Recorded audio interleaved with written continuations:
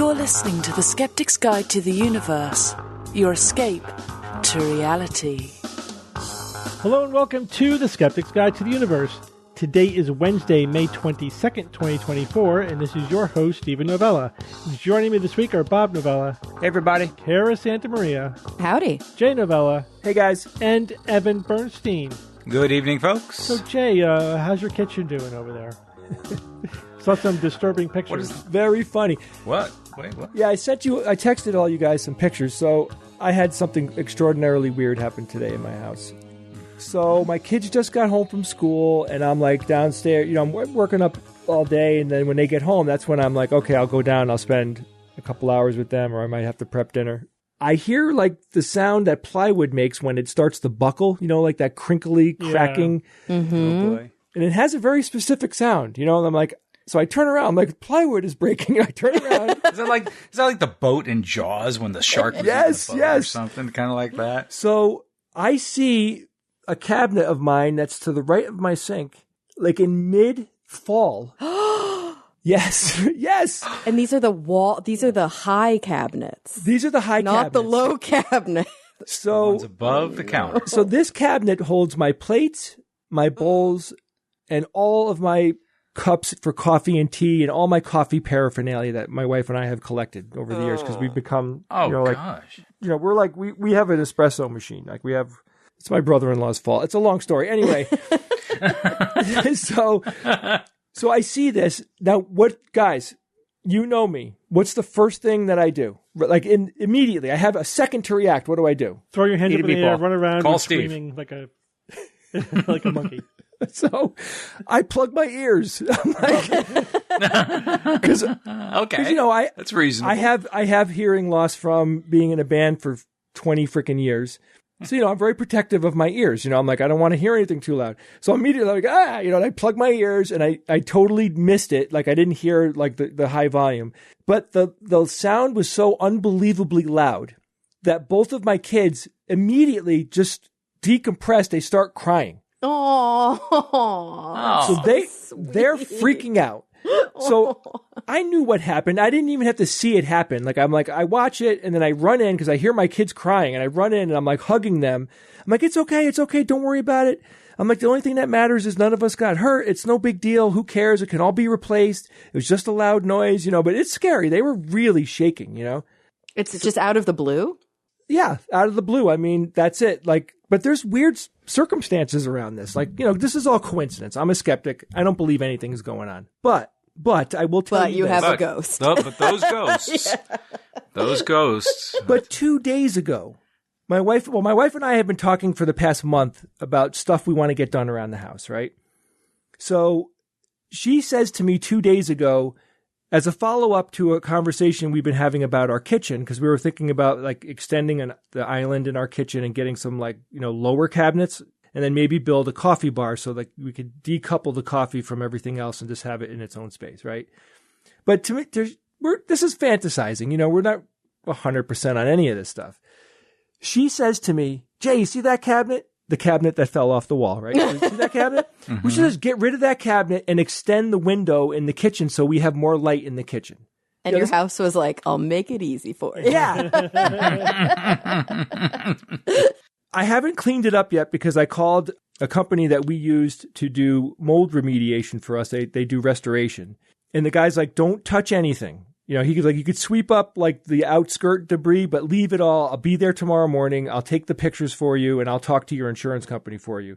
Oh, smart. So it's all there right now. And of course, like it's freaking me out because I'm like, the mess must be cleaned, Put some drop cloths over it or something. No, you treat it like a crime scene. Throw some yellow tape over it. Little cones. But, a few things. One, builders buy the absolute cheapest stuff they can get their hands on. When you buy a house from a builder, if you're not like talking to them directly about the budget and you're telling them, I want these cabinets, they buy the cheapest, absolute, like toothpick quality cabinets, Yeah, it's literally called contractor grade. Yeah, builder's grade, yeah. Yeah, if you go to Home Depot, there's I remember there was in the lighting section, and they had like one of these just outdoor light fixtures, and it literally said like contractor light, and it cost like $5.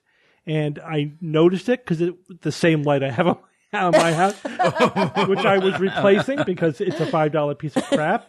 But yeah, if you get your house on spec, where like they basically just build it and you buy it as is, it's all That's the what cheap I shit. did. Yeah, I've been having to replace. If you get it many things in custom, my where you're house. like, I want this fixture, I want that, then of course you pay for every single thing you upgrade. Yeah.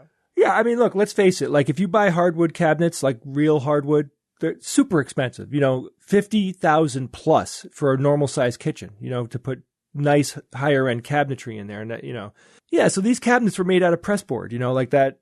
It paints fine. Looks press good. board. Is that what you guys call MDF? Yeah, it's MDF. Particle board? Particle board, I've press never board. heard the term press board in my life. Is that an East Coast colloquialism? It's old No, it's school. not. That's Oh, from it's the old 70s. school. Oh, okay. That's old school. I never even heard of that. Ah. Particle board is what we call it. We used to call it particle board. Yeah. So Jay, Particle Yeah. board. when I was living in an apartment when I first moved into LA with my old roommate, in the middle of the night, we heard that same sound because this piece of furniture that was mounted to the wall, it was kind of like a wall-mounted cabinet to put like my roommate's wine glasses and wine bottles and stuff in, crashed to the ground during an earthquake. And it's like this, and then there was glass everywhere, just like your kitchen looks. I mean, yours is worse because that was like a huge cabinet. But it scared the living shit out of me. Yeah. Like being woken up or just hearing that sound out of a blue, because I don't feel the shakiness of earthquakes very often. They have to be pretty bad for me to feel them. But Kara, you're used to being woke, right? I'm used to being woke and getting up by broken glass. Yes, both. But yes, it's scary. It's really scary. I may have had the same reaction as your children. Yeah. Yeah. Well, it's a thunderous, percussive sound. There are bass notes in this. It's not like la la la. It'll rock the house. Like the floor shook. It I sounds felt like the floor something's shake. crashing through your walls. Yeah. Ugh. Yeah, and you know what sucks about that type of flatware? Like it's made out of porcelain. They're coated in porcelain. The inside's probably clay, but Jesus, like when that stuff cracks, it flies everywhere. And flakes. It flakes and goes everywhere. So time, not too long ago, I asked myself, all right, it's 2020. What kind of space age dish material science are we working with now, right? Like what is the cutting edge? I want unbreakable but pretty Chinaware. And the cutting edge is still Corningware. It's still like this 50-year-old material science or whatever that is, 60 years or whatever that is. I think there have been improvements in the plastic ones. Well, there's the melamine was the other Yeah. one, but melamine is not great and it's not dishwasher safe officially. There's but a it's new fine. one that's It's like, fine. I can't remember. It's like made out of wheat fiber or something Yeah. like that looks like melamine and it looks more high end, but it still feels like plastic. Yeah, so it's not what you would want. Doesn't have for the your look and feel of dishes. like stoneware, but Yeah. just like we can't make unbreakable plates in 2024. I mean, Titanium. You can get metal plates, I guess. Steve, I don't know what mine's made of crow metal, man. yeah, Corona will do it. Well, so three things survived the crash. Okay. So digging I in? had my wife and I have had we used to have a lot of really awesome mugs that we've collected throughout the years. Like I had Bob. I know this is going to make you very sad. I had a mug of Bob's daughter when she was a baby. Basically, like it was like an uncle mug. I love you. You're my uncle. That type of thing. Oh no. I bought Courtney an ElfQuest design that I made. I bought it. I bought it on I made the mug myself. I had it. I ordered it special with an ElfQuest design on it for my wife. That's had gone. somebody else make it for her. And then I had all of these Star Wars mugs that you can't get anymore. Oh. And they're all obliterated. So here's what survived. A really hokey looking Star Wars mug that has Baby Yoda and the Mandalorian. It's like basically like a triangular pattern of their heads. I don't like it. It's like a really stupid design. You may not like it, but you're going to be drinking out of That it for the freaking next mug week. came out like a champ. Bad mugshot. And then what was the other freaking mug? I hate it. It's like this teal blue Stormtrooper mug. I'm like, oh my God. I hate Mondays. I had 2 jars of honey that are still there underneath everything. Like they're literally flattened by this. I don't know what it's doing on my hardwood floor, but Ugh. I got to leave it. Yeah, it sucks. So quickly, guys, I got Starlink because Oh, cool. For your house. Oh, yeah, well, not for my You're supporting those satellites? not for my main house. My wife and I bought a summer cottage in New Hampshire from her cousin. Ah. Basically, keep it in the family kind of thing. Her cousin was going to sell it. They didn't want it to leave the family, so we agreed to buy it. But anyway, so it basically there's no internet at this place, and there's no option for internet. Yeah, I have a friend at in this place. rural Scotland. He had to do Starlink for that reason. Yeah, It's amazing. It's amazing. So I got it. Yeah, it's like, it's really damn it. good. Yeah. I got it, and I had to test it out because I'm going there this weekend.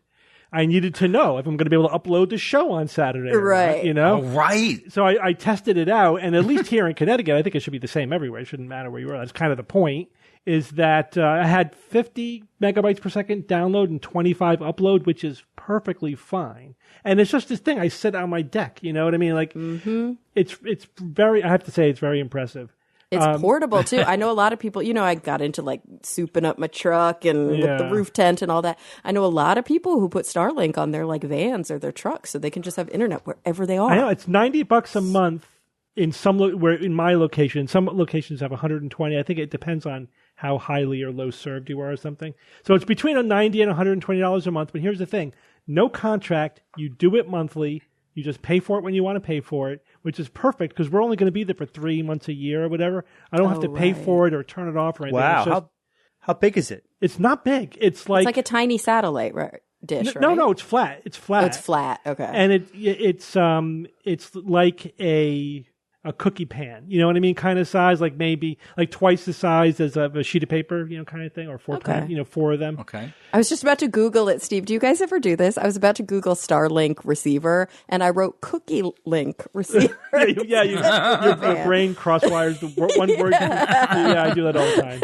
Sometimes I think faster than I type a little bit, and I'm starting to type a word I'm thinking of like in the middle of a sentence. Yeah, So silly.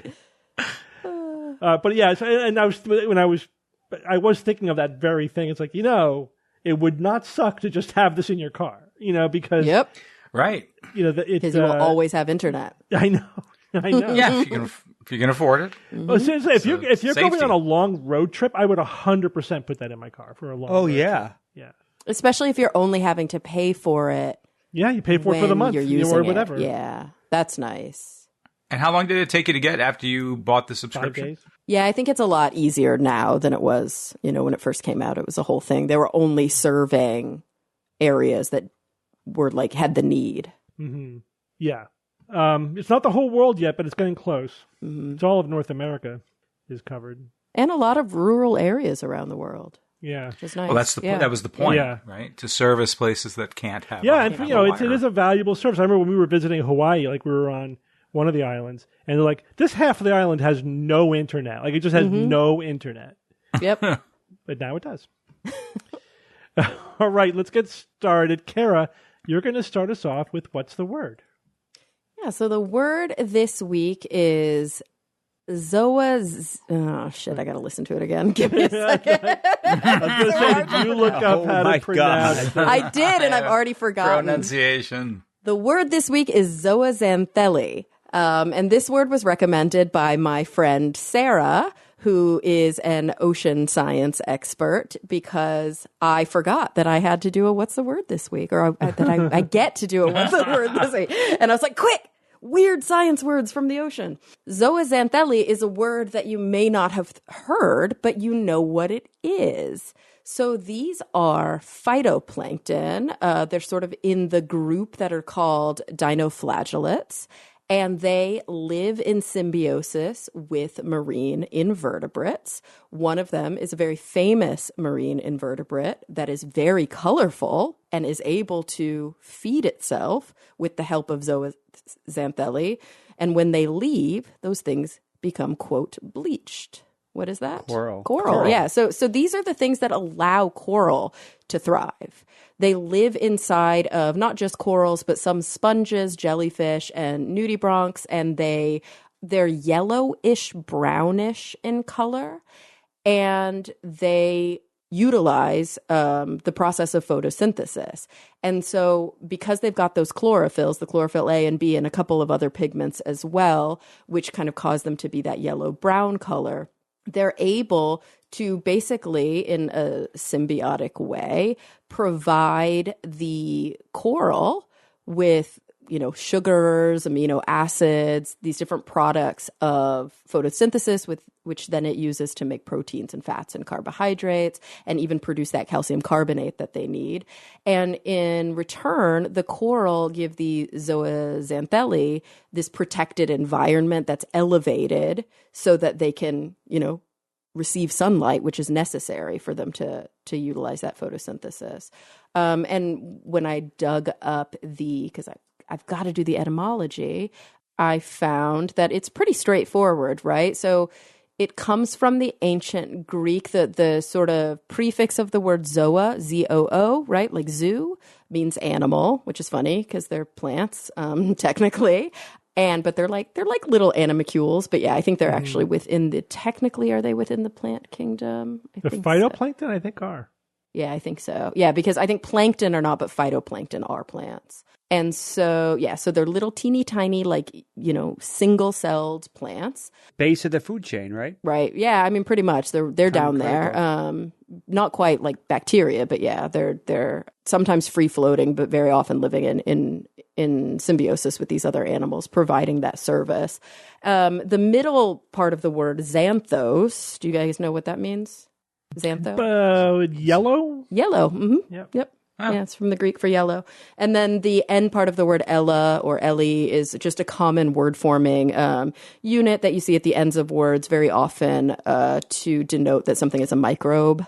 Usually it's used for bacteria, but you'll see it for other things as well. Yeah, I know the xanth, prefix because of xanthochromia. Yeah. Which is a finding. When we do a lumbar puncture, we look at the spinal fluid. Spinal fluid should be clear like water. If it looks yellow, if it's xanthochromic, that means there's a chronic blood in there. There's blood that's been there long enough to break down and then tinge it yellow. Interesting. Yeah. Xanthochromia. Yeah, and you do hear the xanthem a lot within chemistry, material science, physics. Xanth. Xanth means yellow. Who knew? I guess we knew. Yep. All right, thanks, Kara. Jay, give us an update on Blue Origin. So Blue Origin, they successfully resumed their human space flights after a brief hiatus. It was almost 2 years. Yeah, 22 months. Yeah, this new mission is called NS-25. It launched on May 19th of this year. The mission is Blue Origin's first crewed launch since August 2022. And there were 6 passengers on this suborbital flight aboard the New Shepard rocket capsule system. So the time off that they took was due to an uncrewed mission failure back in September of 2022. The New Shepard rocket, unfortunately, it had a serious anomaly resulting in the destruction of its first stage booster, which is, serious, very serious. The capsule, however, was able to land safely under the parachutes, which is fantastic. It goes to show you, how the engineers, they over-designed these spacecraft to be able to handle situations like this, and it was able to recover. They had to ground the New Shepard, and it took over a year for Blue Origin to investigate everything that led up to it. And it ended up being a thermostructural failure in the rocket's engine nozzle. I tried to find out more detail about that. Apparently, there are panels that separate, hot parts from cold parts and that type of thing, and there was an issue with that. So the rocket was cleared for flight again after an uncrewed mission in December of 2023. So it checked out back then, and it took them this long to plan everything and get it ready. So the NS-25 mission launched at 10:37 a.m. Eastern Time from the Blue Origin's West Texas site. On board were the following people. So you guys ever hear of Ed Dwight? Mm-hmm. He is a 90-year-old sculptor. He's also an author, and he's a former U.S. Air Force captain. He was the United States' first black astronaut candidate in the late 60s. I think JFK actually, back in 61, he wanted him to enter the Aerospace Research Pilot School, or he helped him get in there. So it was really cool. He's actually a historical figure. Next person was Mason. But he never flew until this flight. I don't think he did, Steve. I think you're right. I'm telling you, he never flew until this flight. Mason Angel. who is a venture capitalist, was on board. Sylvain Chiron, a French craft brewing millionaire. Kenneth L. Hess, who's an entrepreneur. Carol Schauler, a retired accountant. And Gopi Thotakaru, a pilot and aviator. Now, who are these people? These are all people who paid to be on the flight, because most of the people here have to pay, and this is the beginning of space tourism. So during this mission, the crew they did have a brief period of weightlessness, and they were able to view the Earth from space. Go figure, guys. The Earth checks out. It's round. It's got curves. They reached a maximum altitude of 65.7 miles or 105 kilometers. It was a short trip, just under 10 minutes from takeoff to landing. They touched down safely. It was very non-eventful. 2 of the 3 parachutes deployed, and it was no problem. It can land safely with 2 parachutes. So this mission was Blue Origin's 25th New Shepard launch and its 7th crewed flight. The other 18 missions were uncrewed research flights. Now, despite the successful mission, Blue Origin has not disclosed the price for the seats. They don't do that, but there's ways to find out. So in 2021, a seat was auctioned off for how much do you think, guys? What was it auctioned off for? $10,000. $28 million. Jeez. $50. I'm like $10,000. Good guess, Steve. Yeah, $10 million. It was $28 million. It was a fundraising event. It was for fundraising. Million. Oh, That's not how much all the seats cost. And that's considered to be exceptionally high. It was for a Space Flight Now charity auction. But typically from 2018 on, prices have been between $200,000 and $300,000. Okay. And there's another figure I found that said that there was a ticket that also sold for $1.25 million. So the prices vary wildly.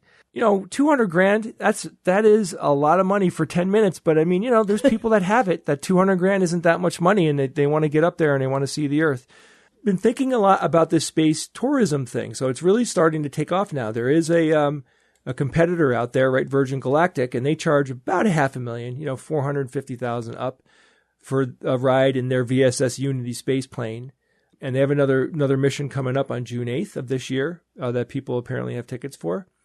So this is cool.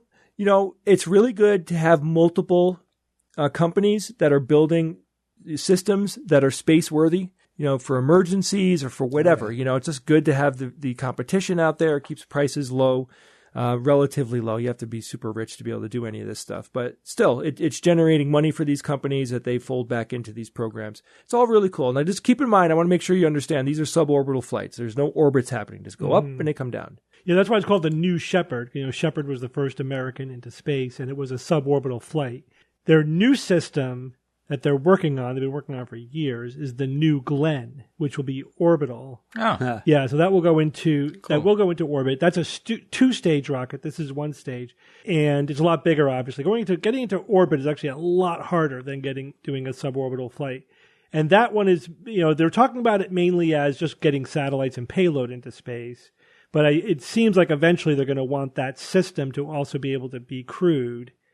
And that will be the rocket that will service their planned space station, which is the orbital reef that they're planning. Mm-hmm. So they have big plans, for a whole infrastructure of space tourism, but also, piggybacking on getting commercial satellite launches and other things into space as well. So they're pretty much at this point the main competitor to SpaceX in terms of private company getting into space. Yeah, and if you haven't seen pictures of the orbital reef, they have renderings of it. It's really cool. Like, it's really modern looking, and it's going to be kind of like a space hotel. That's going to be happening. Apparently, they're going to be doing hydroponics there and all sorts of stuff. Well, who knows? We'll see what happens when it happens. But the best thing about the New Glenn is that it does not look like a space penis. That's a very good thing. Yeah. The new Shepard, right? That's the one you had been talking about, Jay. I may have missed it, but did you say how long the flight is? It was just under 10 minutes. Although it says 11 minutes is the average flight. 11 minutes, like that's a lot of money per minute. $300,000 11 minutes. Yeah. Does it have really big windows? Yes. It does. Okay, that's good. Yeah, if you look at it, that's like a selling point. They say every passenger gets their own window seat, and it's the most windows to space. These are their selling points. And if you look at the inside of the rocket, it looks pretty good. Yeah, it looks very modern. Yeah, it's probably a pretty good ride. I don't know. I mean, I don't know if I would. I wouldn't do it. Yeah, I would. We're both like, nah. I'm not that. I'm not that. I would if they offered sorry. me a free seat. I'd go tomorrow. Absolutely. I'd do suborbital. I don't know if I would do orbital. yeah. I mean, I've extensively read about the space station, and I don't want to go on the space station. No. It probably smells so bad. It does. It smells horrifically bad. Used to it. Yeah. Yeah, But, eventually. Yeah, but you have to get used to it to get used to it. yeah. Nah. I think I would probably get my space fix with a good suborbital flight. That'll be fine. Yeah. Yeah. Good enough. Good enough. Right. Less deadly. Yeah. Right. All right, Kara. I understand that humans are the most dangerous game. Yeah, so something that we kind of already knew. But there is a new study that was published in the Proceedings of the Royal Society B, Biological Sciences, called Fear of the Human, quote, Super Predator in Native Marsupials and Introduced Deer in Australia. And this was published by a group out of Tasmania and Canada. And this is piggybacking on previous research, which I didn't really know about, from all over the globe that show, using interesting kind of experimental paradigms, that animal species largely are more afraid of people than even natural predators. They tend to be more vigilant, and they tend to run from indications of people at higher rates, usually about twice the rate as natural predators. And I mean things like in Africa, giraffes will run from the sound of people more than the sound of lions. Yeah, they're no dummies. Yeah. So we know, right, without kind of really having to get too into it, that human beings are the largest, sadly, apex predator on the planet, that we kill more animals than other animals kill animals. But the interesting thing here is that animals know that too. And I think what was extra interesting about this study, and the reason that they decided to look in Australia, is because Australian animals are often thought of as being somewhat naive to predation because they don't really have apex predators. So they've got this really interesting fauna in Australia for, you know, a variety of reasons, but they're usually pretty comfortable in their habitats, and they show what the researchers call atypical anti-predator responses. So they were like, okay, maybe Australian animals won't have this human fear response because they tend not to have a predator fear response because they tend not to have predators. So they looked at 4 different native marsupials: the eastern gray kangaroo, Bennett's wallaby, the Tasmanian pademelon, and the common brushtail possum. And they also looked at fallow deer, which are an introduced species. And basically, it was kind of a cool paradigm. They set up like a camera trap, and when the animal came within a certain distance, they would play audio. Now, the human audio is not human beings yelling or being aggressive. They just played like podcast. I watched a YouTube Did they play our video. podcast? They didn't. In the YouTube video, they didn't. And so I'd have to dig deep into the supplemental material to know. But it is interesting because it's just like neutral talking sounds. Yeah. They also played a Tasmanian devil sounding like the freaking devil. Like, it sounds horrifying. It's like, rawr! You know, you're like, no, I do not like that. They also played wolves, and they played dogs barking. And then they used a control sound, which was sheep bleating. Not bleating, bleating. Bleating. Yeah. Bleat. Yeah. And so there's some interesting takeaways that they found. First and foremost, the controls were true controls. The animals tended not to really react. The second thing that they found was that, just like in previous studies across the globe, these native marsupials fled significantly more often upon hearing humans compared to the next most frightening predator, which was dogs barking. On average, 2.4 times more likely to flee from humans than dogs. And there were some, differences between the different organisms. Wallabies fled from predators the most, 38% of the time they fled, and they fled 2.8 times more often from people than dogs.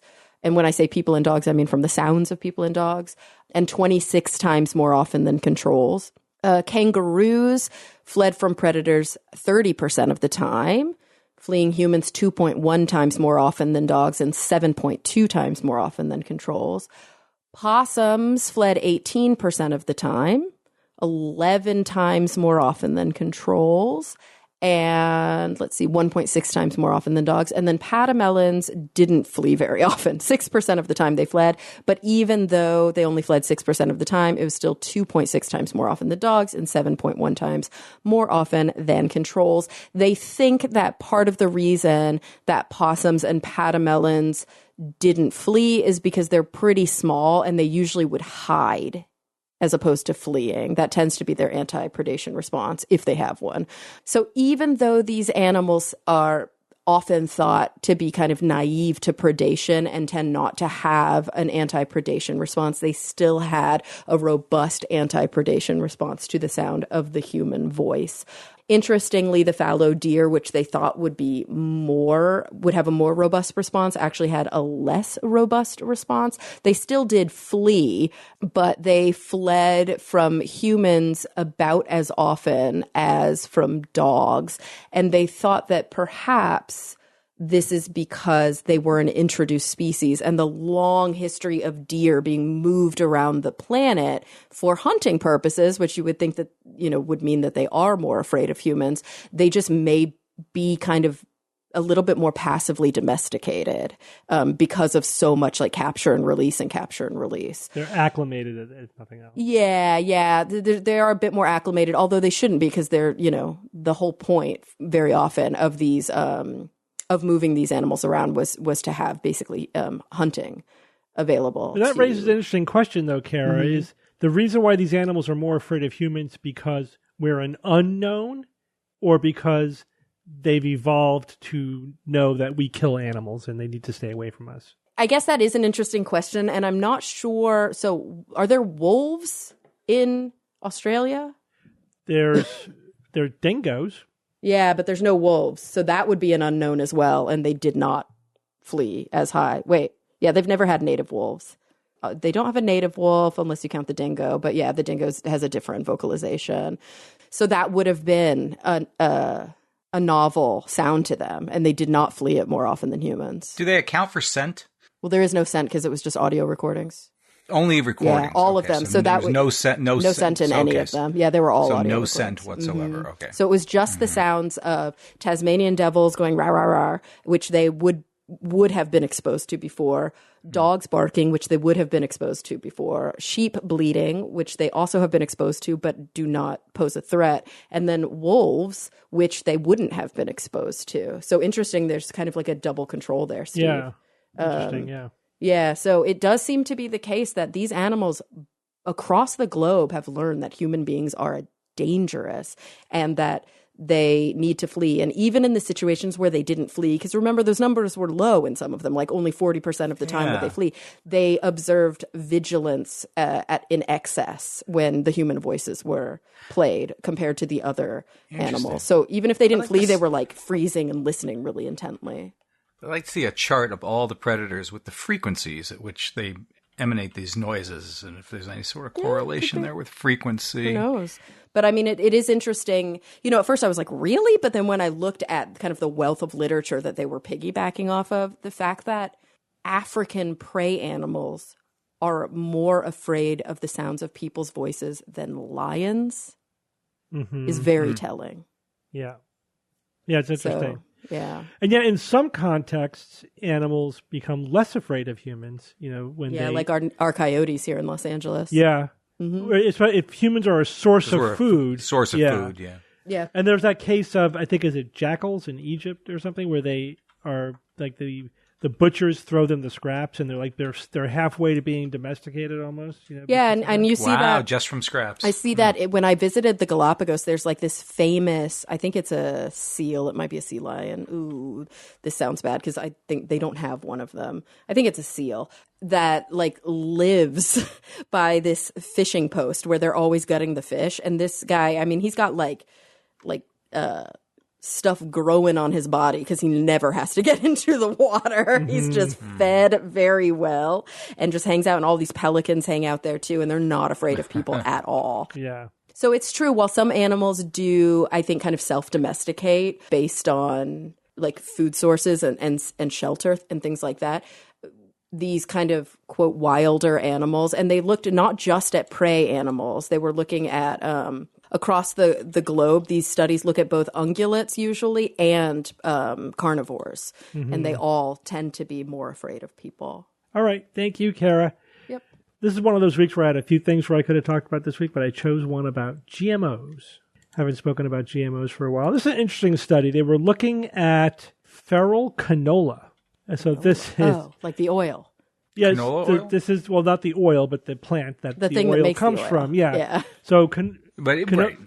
That's where you may have heard it, though. In the I was thinking of an animal at first. It's like feral canola. feral, because it refers to canola plants that are, this is a cultivated crop, right? They were looking at it at North Dakota to see like how much canola has spread outside of the fields into the wild, right? So they're looking at canola plants growing in the wild, and they, and of course they come from, planted fields, and they specifically wanted to know several things about what, the feral canola and how many of them showed the phenotype of, or the genotype of GMO variety, right? How many of the feral canola were the transgenic canola? Mm-hmm. And it's an interesting question because there's been more speculation than really evidence about this. The anti-GMO, or just the people who are making the point that, because of the precautionary principle, we're introducing transgenic, crops into the environment, and we need to know, like, how likely are they to get out of, the farmland and into the wild, and what does that mean, and what would the implications be? So one possibility is that the GMO canola could thrive in the wild. The other possibility is that they could not thrive, right? That they, outside of a protected, nurtured farming environment, they would not compete in the wild and they would die. So which do you guys think happened? Is the feral canola thriving or not so much? Probably, I don't know. Do you think not? I thought yes. I think they're thriving. Because it would be potentially more robust if it would. Wait, can we know what the transgene? Most of them are for herbicide resistance. For herbicide resistance. Oh, herbicide resistance. Well, yeah, then maybe it's not thriving. Well, it would be the same as its wild. I don't know. It's interesting, right? It's not an obvious answer to it. So they found a number of things. One thing is that they found that there was, in fact, quite a bit of feral canola, although the incidence has been decreasing. So comparing the data to 2010, the incidence of feral canola was less in 2021 than 2010. So yes, it's out there. It is surviving long term, right? They don't just die that year. They actually can be a self-sustaining feral canola population in the wild, but it is decreasing at least over the last decade. But they looked at that canola to see how much of it is GE versus not GE, and what they found was that the non-GE canola was overrepresented in the feral population compared to the farm population. Right? Does that make sense? So there was a smaller percentage of the canola in the feral population was transgenic versus the population of canola that's being cultivated on farms. Yeah, so it seems to be a competitive advantage to being the non-GMO version of the canola. And it also shows that this issue of runaway seeds is not a GM issue, it's just a seed issue. Yeah, there's no super advantage to the GMO plants. Right. Right. They also found one other thing that was very interesting is that even the plants that had transgenic genes in them had fewer transgenic genes than the GMO version, which means that they're losing their transgenic traits over time. Because they're That's breeding with other. I guess it's being plants? but the thing is, Yeah. one of the concerns that was raised, by GMO skeptics, if you will, was that the transgenic genes would thrive and spread. Like they would proliferate. They would have a selective advantage, and that they might even then cross-pollinate and get into other plants. But they're finding that, if anything, the non-GMO plants are doing better, and the transgenic genes are being selected against over time. Which statistically makes sense, because we're talking like, I don't know, if there's like 35,000 genes in an organism and like 2 of them have been changed, like, of course the other 28,900, it's like, it doesn't make sense to think that just because a gene has been altered, it's going to have higher fitness when it wasn't altered to have higher fitness. Superpower. Exactly. So that's the big question, and the super weed kind of fear mongering that, but these trans genes are going to get into the weeds, and then but you're correct. It's all about the fitness. It's about the selective pressure. So this suggests, if anything, there are selective pressures against the trans genes. Now, why would that be? This study didn't explore the why. This was just an observational study describing what is going on out there. But invoking some generic evolutionary principles, when we see, genes decreasing over time, one possibility is just there's no selective pressure at all. It's just genetic drift. If there's no pressure maintaining them over time, they'll, as you say, Kara, they'll just it's just a numbers they'll game. just go away. But what that means is, at the very least, there isn't selective pressures to retain them. But it's also possible there are selective pressures against these genes, and the researchers do think that may be the case, given how rapidly that they're being lost. That was really kind of a surprising finding. So what causes selective pressure against genes? Well, if they're making proteins that are not needed, that's wasting energy. Right? And so any waste gets selected against pretty strenuously. It's why cave salamanders lose their eyes, right? I mean, they're not, they might be at disadvantage because they can get infected and stuff, but even just spending the energy to make an organ you don't need is enough of a selective pressure against something. So what this suggests is that, there's a lot of canola getting out there from farms, and some of them have transgenes, but it doesn't seem to be an advantage, and there seems to be, if anything, selective pressure against transgenes and against the GMO cultivars of these plants. And so while the authors, who I think, were trying to show that, their conclusion sort of emphasized that, we need to do more research because these things are getting out there in the wild. But actually, their results are pretty reassuring. And it's another tick in the column of, like, a lot of times when people are fear-mongering, or maybe not even fear-mongering, because, I think a lot of people have legitimate fears. They're not the ones mongering those fears. Yeah. But, like, when I talk to friends here in Los Angeles and they talk to me about, like, their gut reaction of why they're anti-GM, it's very clear that most of their issues have nothing to do with genetic modification, and they have everything to do with, like, corporate farming practices. Exactly. And this is just another tick in that column. Right, exactly. Yeah, it's like, this is a generic problem of farming, and maybe it's not that much of a problem, but it's a special problem, especially for GMOs. Right. Yeah, exactly. I agree. And I think, especially like within the skeptical community, because like whenever I talk about GMOs, even to like a skeptical audience, there's always some people who are like, I don't know about the whole GMO thing, and they always cite concerns about corporate power, about seed patenting, patenting seeds, about farmers' rights and farmers being able to replant their own seeds, and all of those issues are tangential to the GMO thing. It's like, all right, let's dial back history to the late 1990s, before there were any GMOs, right? So there was 0 GMOs on the market, and what percentage of seeds that American farmers were growing were patented.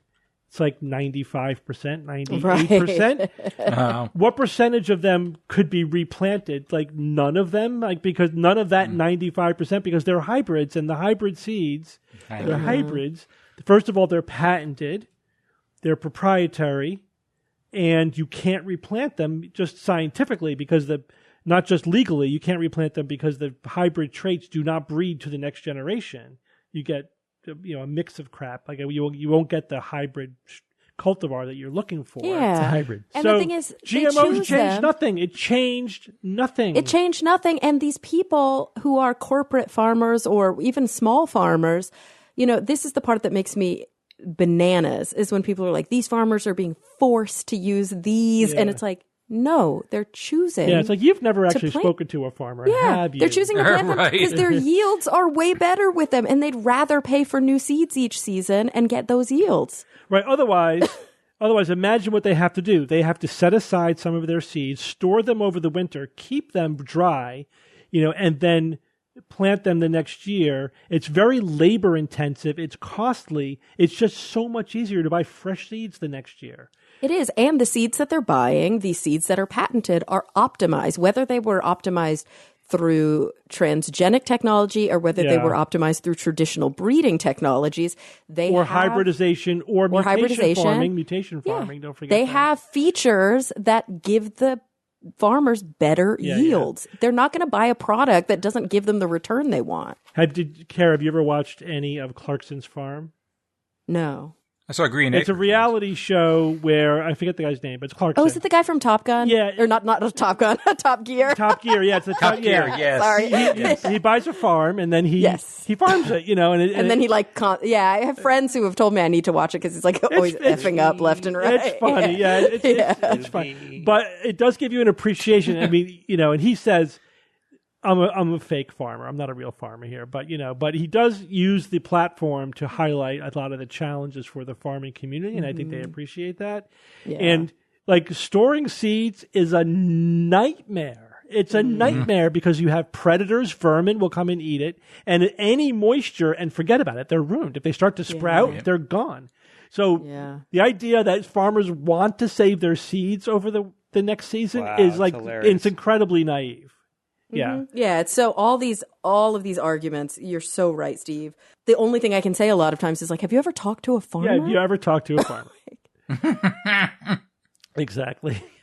But but also, Kara, it's propaganda. They say that they didn't invent those issues. They were told that these are the issues. Yep. And that it was very effective propaganda, but it's just one of those issues. And the thing is, GMOs is one of the issues where you can correct people by giving them information. If you correct that false information, it is an information deficit problem, and you give them the correct information, and they change their mind.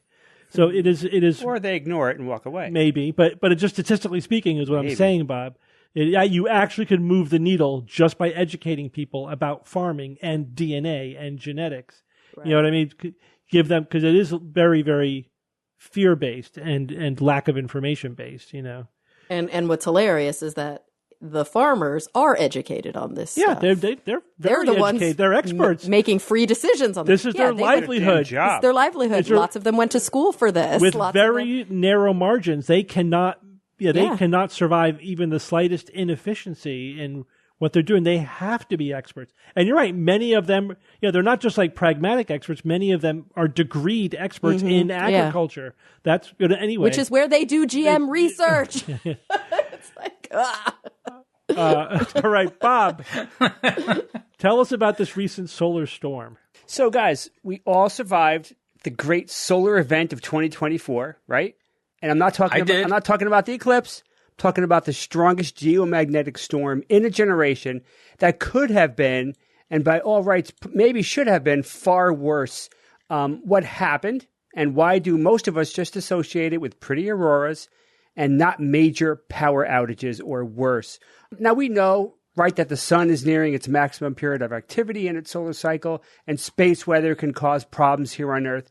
But May 10th, 2024 was still one for the record books in a lot of ways. It started on May 3rd when NASA's Solar Dynamics Observatory saw 82, in quotes, notable solar flares. They were notable, coming from 2 large clusters of sunspots. They were incredibly active. They were basically spewing stuff like almost constantly. It was just really pretty dramatic. By May 7th, no less than 7 coronal mass ejections were launched directly towards Earth. 7. Now, little definitions here. Flares, we know what flares are, right? Solar eruptions of electromagnetic radiation from gamma rays to radio and particles. And they could be really intense explosions and can spawn CMEs, coronal mass ejections, billions of tons of plasma ejected not by the sun's surface, the photosphere, but the sun's corona or outer atmosphere. That's where this plasma is coming from. I did not know that. And all that plasma is wrapped in a magnetic field, traveling up to speeds of millions, 5 million miles an hour. I think 11 million kilometers per hour. It's really fast. These CMEs can get to the Earth in like 15 to 18 days. And it's this weaponized magnetic field that's what's wreaking havoc with Earth's magnetosphere, causing what we call the geomagnetic storm. And this is what hit the Earth on May 10th. And we all have either directly seen the beautiful auroras, or we've seen pictures somebody else took, or we remember our raised fists in the air cursing the goddamn clouds. And no, I'm not even going to go there. All right. The auroras were beautiful, seen far beyond their normal range, typically near the poles. They were seen in Mexico, Southern Europe, South Africa, Florida, but not goddamn Watertown, Connecticut, apparently. And I'm going to stop right now with that. So those pretty lights, though, those pretty lights hide a nasty potential, though. They remind me of those deep sea anglerfish. Those creepy dudes. Oh yeah, they're so weird. Dangles. Yeah, with they the dangle big dangle that light. That's a bioluminescent light in front of their face, and the light lures you in, and then damn, the teeth get you. Nope. This is what this reminds me of. For the first time in 20 years, we had a G5 level geomagnetic storm as categorized by NOAA, NOAA, National Oceanic and Atmospheric Administration. They have levels from a minor G1 and then all the way G2, G3, all the way to a G5 listed as extreme, potentially resulting in blackouts, transformer damage, and even some grid collapse. That is all possible with a G5. We could have seen all of that. Geomagnetic storms are only just one part of space weather. So you may have heard of the G1, G5 stuff before, but there's also solar radiation storms, which have a scale of S1 to S5. Don't hear about those too much. These are high velocity charged particles, and so for an S5 storm, it could seriously hurt astronauts and passengers on a plane. Satellites, could completely disable satellites.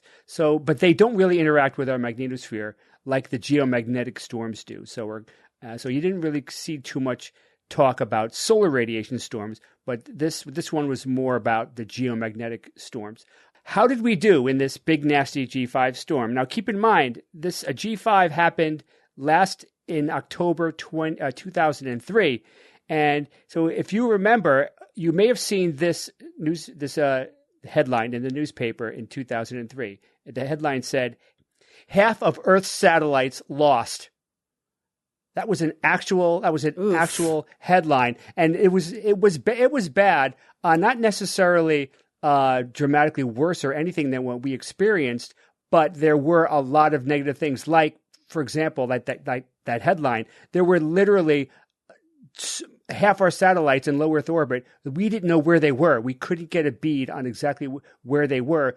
So it took days to actually retarget all of them and know exactly where they were, which is important because, you want to make sure satellites aren't going to hit each other or anything. It's good to know where they are. So that was just one of the things. But there were also transformer problems. There were outages. It was not good. The G5 storm in 2003 was not good. And by all accounts, it really seemed to be a lot better And, but it's hard to compare one G5 to another. They're very complicated. Like I said, we had 7 CMEs approaching the Earth from the sun, and they can come together en route. They can coalesce. They can amplify each other. They can hit one after the other. So there's like a really complex interaction. So it's hard to compare them. But as far as we can tell, we did very, very well this time around. Sean Dahl is a space weather forecaster at the National Oceanic and Atmospheric Administration Space Weather Prediction Center in Boulder, Colorado. He said simply, "This is a success story," and it really was. And that's because we've been working on hardening power grids and coming up with ways to detect such storms and implement mitigation strategies. They really has been a concerted effort, especially after the 2003 G5, and apparently in the last 10 years, we've made some big strides. And it just really struck me. Isn't it nice when humanity does that when faced with a big potential threat, right? They come together and they actually deal with the problem and mitigate the problem and try to make it better. And just don't get used to it, though, because that is not the norm, people. Okay, so we fared well, but you knew the but was coming. I've been kind of implying it. On the other hand, it's hard to say precisely how close we came to a catastrophic event earlier this month. We can't be sure, how bad it could have been, or even things that happened that we're not being told. And corporations that control power grids and satellite operators, they could face many disadvantages from full disclosure. They're really reticent. Daniel Welling, as a climate and space scientist at the University of Michigan, said they don't want to look like they're vulnerable. Satellite operators have to insure their spacecraft, and that can be very expensive. So they do not want to make their premiums go up because they admitted, oh yeah, we had a lot of problems with our satellites because of the geomagnetic storm. They're going to probably end up paying more. So that's why they're kind of quiet, kind of tight-lipped about it. But that said, we do know that a bunch of things that were done to deal with the geostorm. Some planes were rerouted to avoid polar regions where solar radiation could have spiked in ways that were harmful to the crew. NASA actually moved the space station crew to the most shielded part of the ISS. What do you think that was?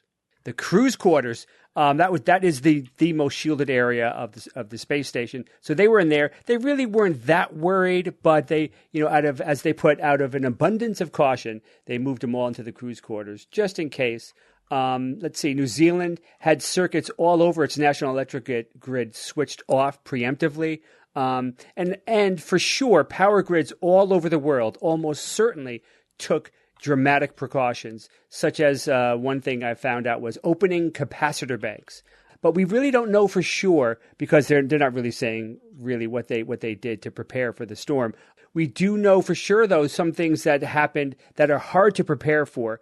For example, GPS got messed up for a lot of people, especially GPS-guided farming equipment. They were doing weird things, going in circles. It's really cool because when we had our haunted corn maze, we hired a guy to cut our corn into the paths that we wanted, and he was very good at it. And he was using GPS guided equipment to cut the corn. We gave him the plan, we gave him the drawing, and he cut it precisely. It was really cool, all GPS guided. But don't do it during a G5 storm. Probably not going to go out well. Atmospheric swelling from the storm caused the Hubble Space Telescope orbit to decay faster. Now that happens because you're pumping terawatts of energy into the upper atmosphere, and it's going to swell, and then orbits will decay faster. So that's not good. The Hubble dropped 80 meters per day instead of the 40 that it typically does. So it doubled its drop speed, which is concerning. If we had bad geostorms in the next couple of years, if it happened a few more times, or I don't know how many times more, but it could actually cause the Hubble to burn up in the atmosphere years before it's supposed to in the mid 2030s. So that would not be good for the Hubble.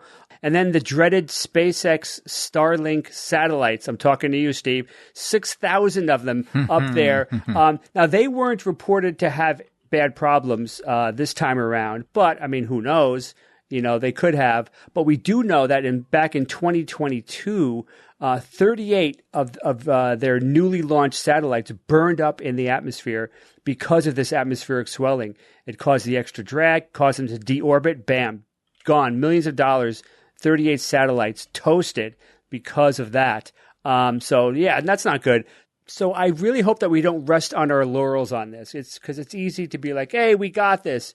We took a G5 on the nose and we're fine. No major problems. But that would be very, very short-sighted. We could still see some, for the next year or two, we can still see some large coronal mass ejections headed to the Earth. We could see more G5 storms. And don't forget, like I said, one G5 doesn't necessarily, they're not all the same. They're definitely not all the same. Don't forget, there's also the inevitability of a far stronger G5 storm on the scale of the infamous 1859 Carrington event that we are almost certainly not prepared for. I can almost guarantee we are not ready for that. That was many times more dangerous than what we experienced a few weeks ago. And that would still be a G5. They don't go to G6, friends.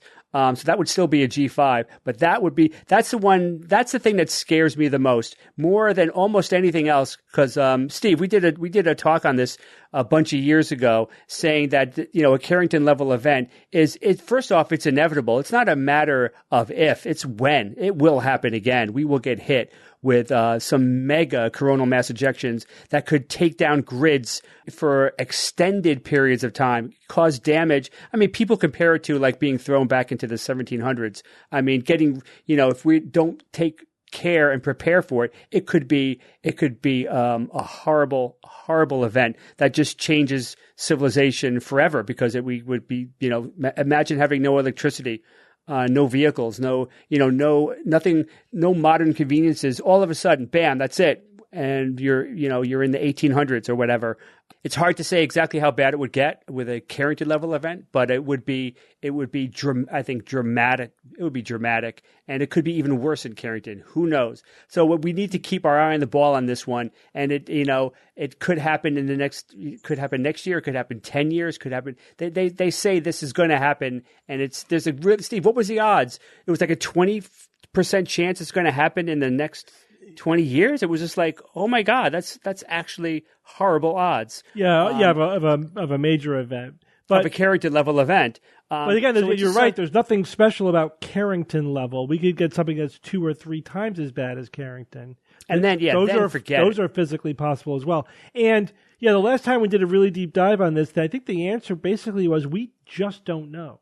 It may not be as bad as we think, but it may be worse than we think. We don't. Yeah. Our infrastructure really isn't tested against something like a Carrington level or greater. Yeah. And we may think that it could be resilient, but it certainly hasn't been reinforced as much as it can be. And we don't have things like backup giant transformers that we should have warehoused somewhere. Yes. That seems critically important. Yeah. I think. I know they're not cheap, but so we're not maximally ready. But we don't know how bad it would be.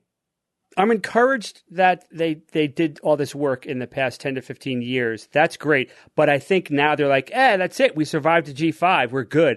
I hope they're not thinking that way. When the Carrington event happened in the 1850s, we did not have our electrical infrastructure that we have now. But it still set telegraph wires on fire. I mean, the telegraphs in other areas were running even though they weren't like plugged in, because of the induced current from the geomagnetic storm. I mean, crazy stuff happened. Worldwide communications were not significant at all, but they were cut. They were impacted for sure during the Carrington event. So if it happened these days, I mean, it could be devastating. Is really one word that works in that sentence. It could be devastating, and we just need to get even more prepared for what I would call a G6, a G5 plus event that is inevitable. All right, thanks, Bob. All right, Evan, tell us about crypto astrology. What is that? Crypto astrology. Well, first I'm going to start with the disclaimer. This news item is not investment advice. If you have any questions concerning investments, please consult with a licensed financial advisor, or don't. You might be better off. Let me explain. I'll get to that in a second.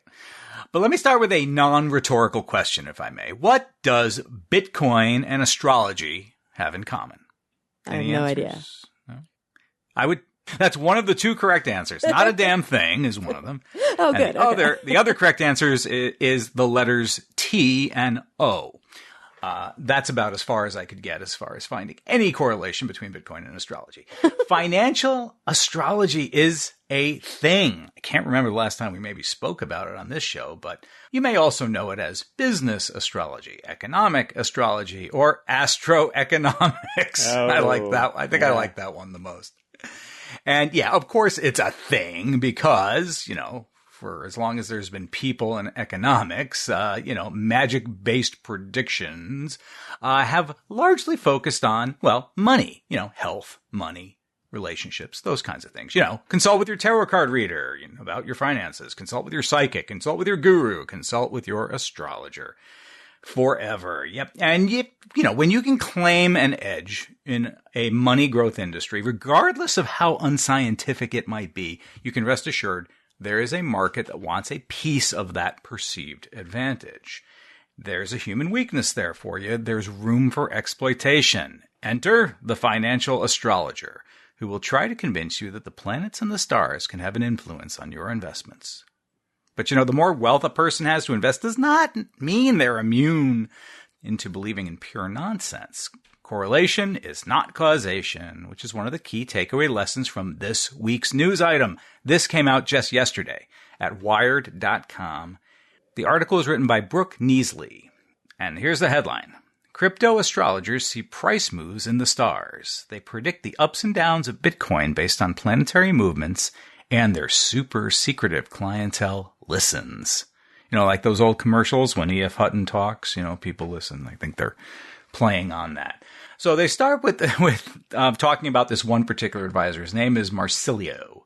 And to him, the art of interpreting planetary movements is similar to making predictions based on the movement of stock and asset performance over a specific period.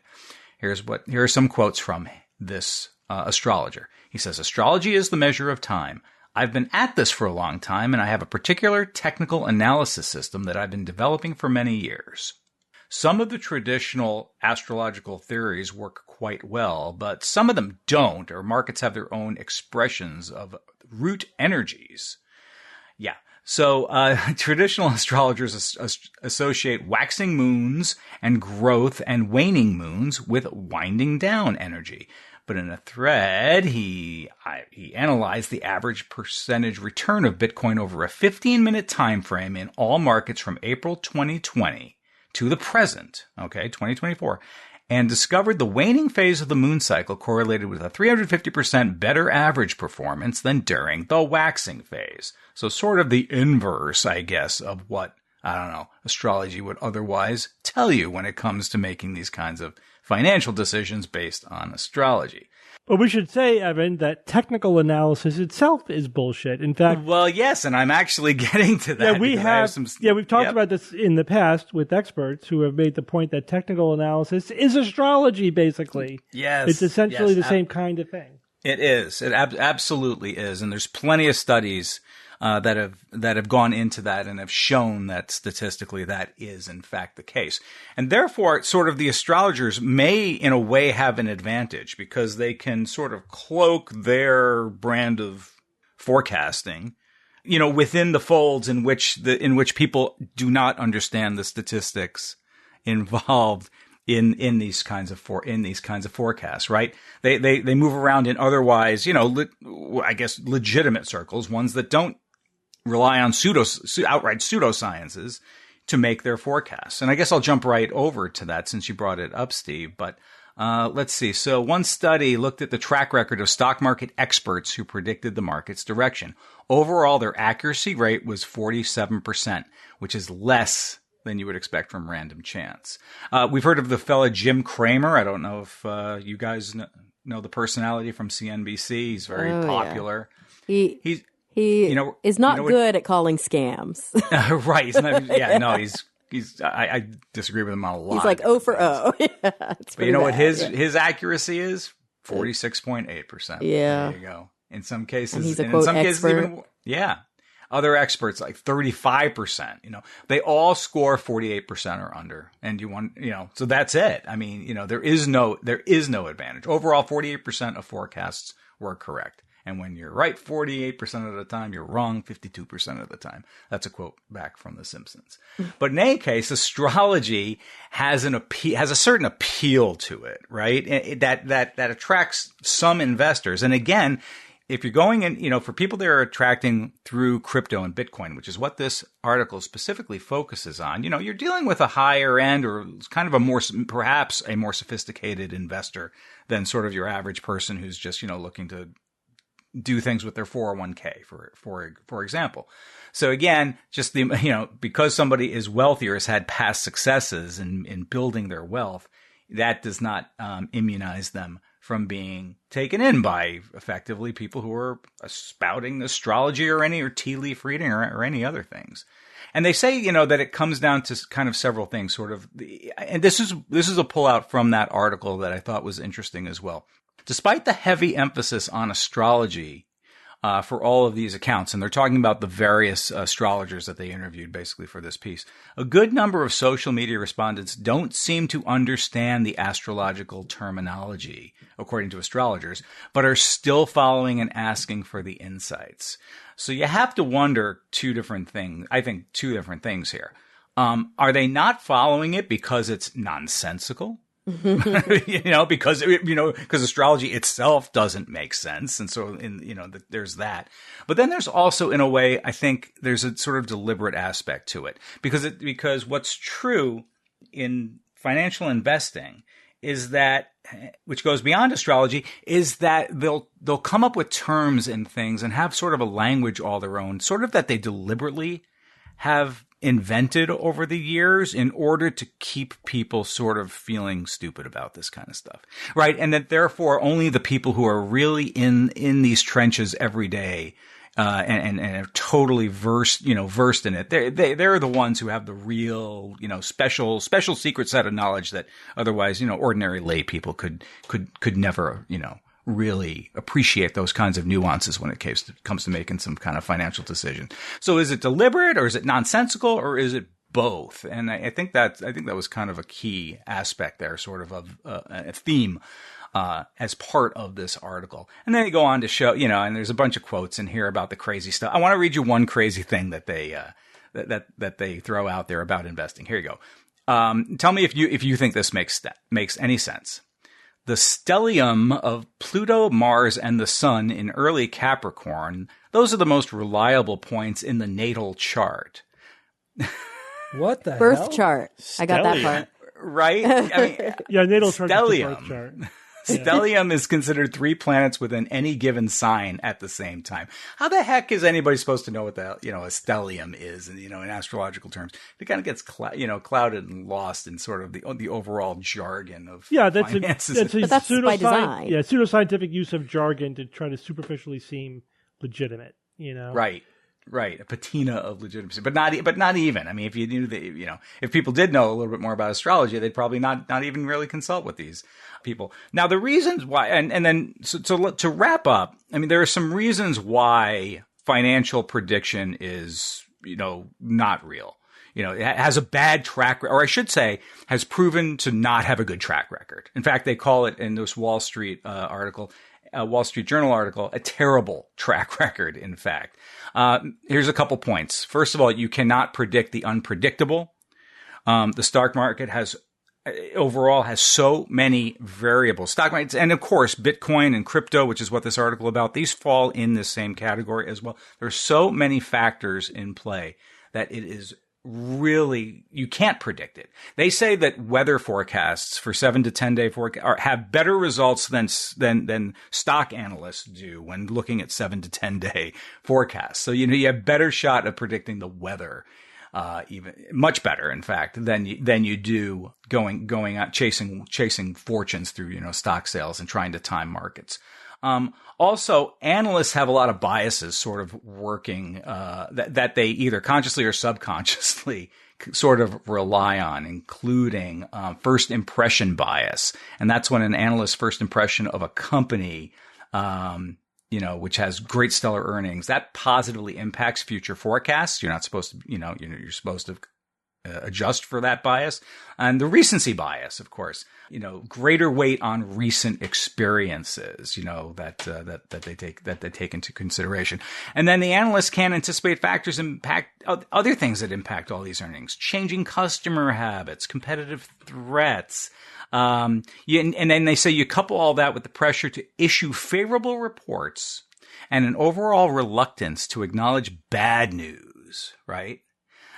So, you have those kinds of biases working against you as well as far as that industry goes. Just so many things that explain why financial forecasting is in itself really, I guess, its own kind of pseudoscience, but then you put astrology in there and it takes it to a new level. But Evan, to be clear, there's two types of ways to analyze the stock market, right? There's technical analysis, which is what we have been talking about, and fundamental analysis. Right. Technical analysis is numerology. It's astrology. It's like you're just trying to predict based upon past performance. You're looking for trends, patterns in the random noise of the stock market. And again, as our skeptical colleague said, the stock market is very good at destroying information, right? Any information you have is immediately destroyed by everyone acting on that information. That's why the only way to really get an edge is through insider trading, which is illegal. Right.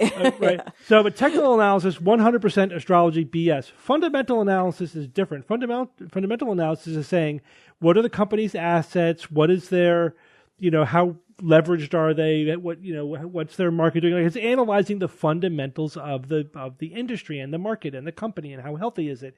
And if you say that, okay, this company is a little undervalued based upon its fundamentals, that's a good investment, versus this company is overvalued. So you're basically using your judgment and pitting it against the market, right? And you may find opportunities. So experts who do fundamental analysis, who know the ins and outs of an industry, may have better analysis than the average person who's just buying stocks or whatever. Right. And so right. That's, and they don't promise crazy yields or things that are kind of off the charts. It's a much more conservative approach to the analysis. So we're not talking about that. That's fine. Right. That's like actually knowing what's going on and making intelligent decisions about risk versus benefit and value, whatever, versus the astrology of technical analysis. So that's right. Yeah, so don't write us in saying, what are you talking about? Whatever. It's technical analysis is just numerology of the stock market. That's all that is.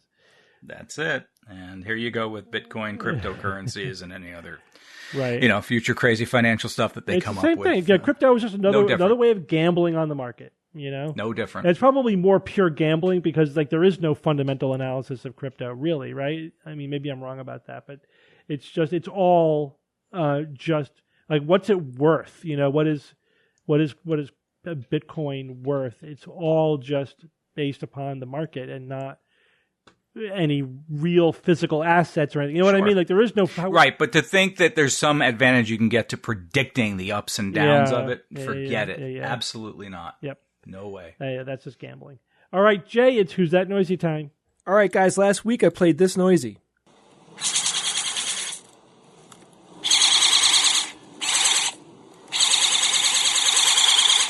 So, Evan, a couple of people commented on your ray gun guess. In the 1970s, there were these little metal ray guns with a little trigger to it, and, it had a little wheel in it that would make a noise and it would light up, and that's the noise it would make. Yeah. So Visto Tutti said, Evan is right that it does sound like a vintage Toy Space laser gun, but that would be too simple for Who's That Noisy. So he says, I'm saying it is the mating call of a bowerbird. Those little guys put on quite a song and dance to impress the ladybirds. So that, I'm not surprised that somebody picked a bird, because birds could basically make any noise that we hear on this show. But that's not correct. Nice try, Visto, next time. I'm sure you'll get it. Michael Blaney wrote in, "Hi Jay, it sounds to me like one of those little motors used inside those toys with the little legs, like the teeth on legs that walk around after you wind it up. But the legs removed so the motor runs out. You know what I mean? Remember those things? Yeah. It's a good guess. That's not it, but I have one right here, by the way, but that's not it. Keely Hill wrote in, "Hi Jay, this week I will guess a partially broken electronics Happy Meal toy, something that had a siren like a fire truck." That is also not correct. And the last guess for this week, Eric Klein wrote in and said, I think the noisy this week is one of those carpet guns that you use on a stretched out canvas type material that pushes in yarn and cuts it all in one motion. I tried to figure out what this is. I don't know exactly what this is. Do you guys know what it is? What he's describing? Yes. Yeah, I don't understand. All right, so guys, there was no winner for this week. And I'm not surprised because I picked something really, really hard. You either know it or you don't. It's one of those things that you either have used this device or you have not. But I thought it was a cool sound, and I wanted to give it a try. So what this actually is, again, this was sent in by a listener named Jared.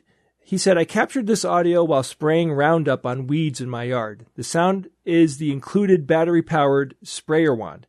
I found this sound enjoyable as my brain immediately recognizes it as a pew-pew space laser. So this all kind of folds in on itself. I know it was hard, and I picked it, like I said, just because I thought it was a cool sound. But now I personally, I have Roundup, and I had the same exact thing. So I did recognize the sound when I heard it. And again, Steve, Roundup is not dangerous, correct? I mean, relative to other options, it's actually pretty good. Okay. Yeah, but it's not candy. Don't drink it. Yeah, but don't gargle with this stuff. Yeah. All right, so no winner this week, no big deal. We got another one coming at you right now, and here it is.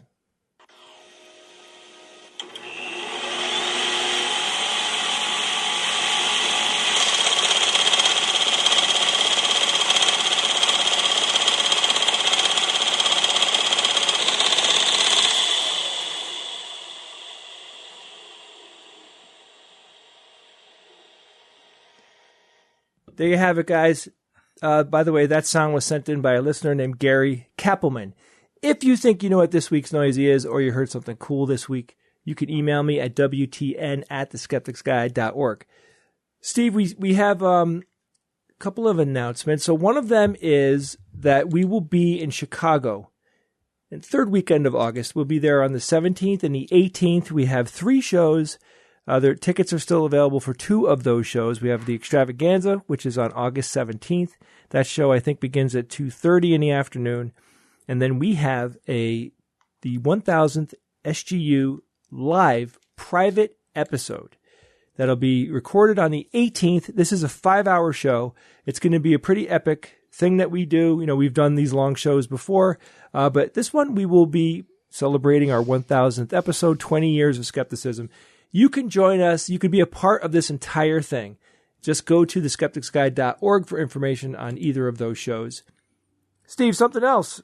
Yeah, what do you got, Jay? Super early. This is early, but Steve and I have been talking, and guess what, guys? What? Nauticon 2025. Wait a minute. Yes. What? Yes. What? It's happening.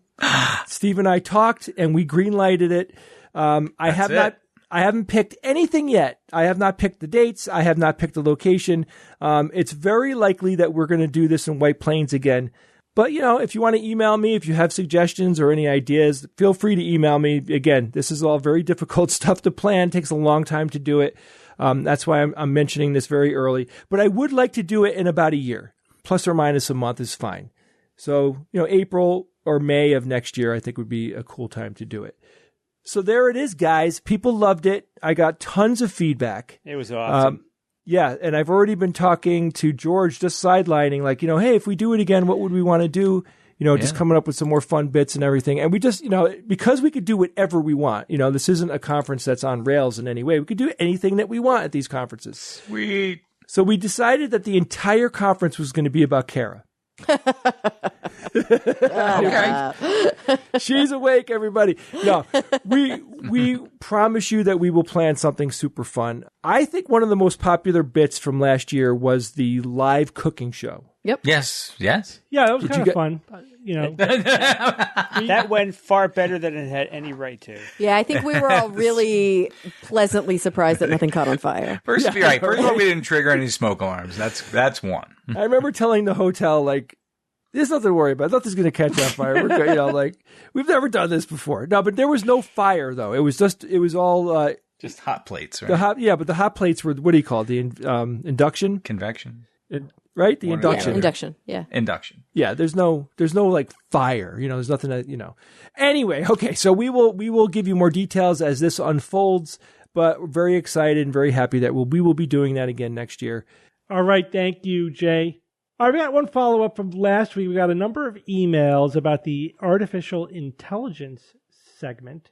So there's a couple of things that we want to address. Jay, why don't you start us off by just giving us more information about the topic that you were covering? Yeah, so my intent was to tell everybody about the updates that OpenAI has made to ChatGPT. Now, they announced it. It was a formal announcement. They had information on their website. I saw the demo, and then I was using the current version of it, and I was reporting on that. But there's a lot of details in here, and I got several emails from people, so I kind of collated the information to be more accurate. This will give you a better idea of like when things were rolled out and what functionality existed in the past and what's coming. So first of all, one of them I mentioned is function calling. This is connecting to the API.